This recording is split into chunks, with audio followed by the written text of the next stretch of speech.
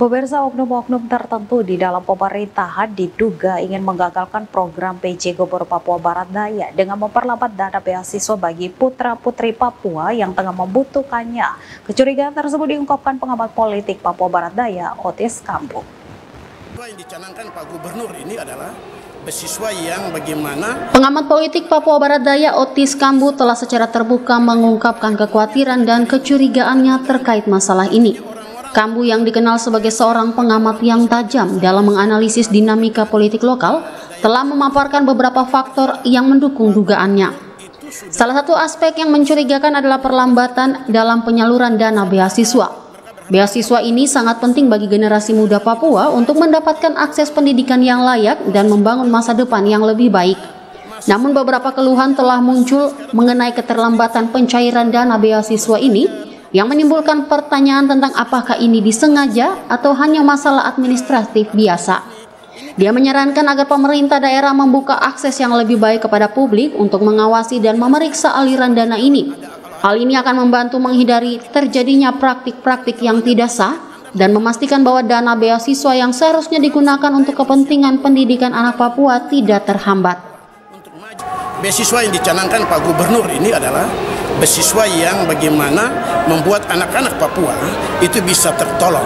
Karena ekonomi akhir-akhir ini kan mengganggu.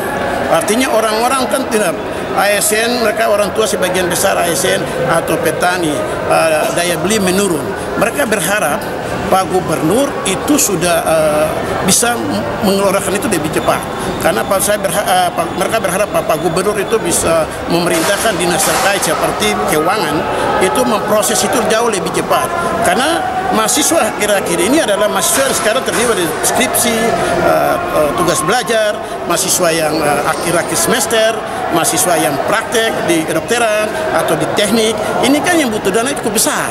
Untuk itu saya berharap bahwa dinas-dinas terkait seperti keuangan, kalau ada oknum-oknum, tolong jangan dipersulit.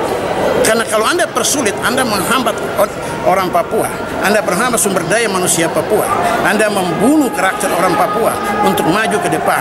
Padahal Otsus Jilid 2 ini diprioritaskan bagaimana menyiapkan orang Papua ke depan jauh lebih baik, jauh lebih bersejahtera dan jauh lebih terdidik lebih baik.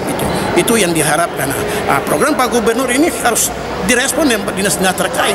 Jika tidak, saya khawatirkan ada oknum-oknum tertentu di dalam pemerintahan ini yang menghembusi atau ingin menggagalkan program Pak Gubernur. Untuk itu Pak Gubernur saya harap untuk memantau detail supaya mereka bisa menjalankan program itu.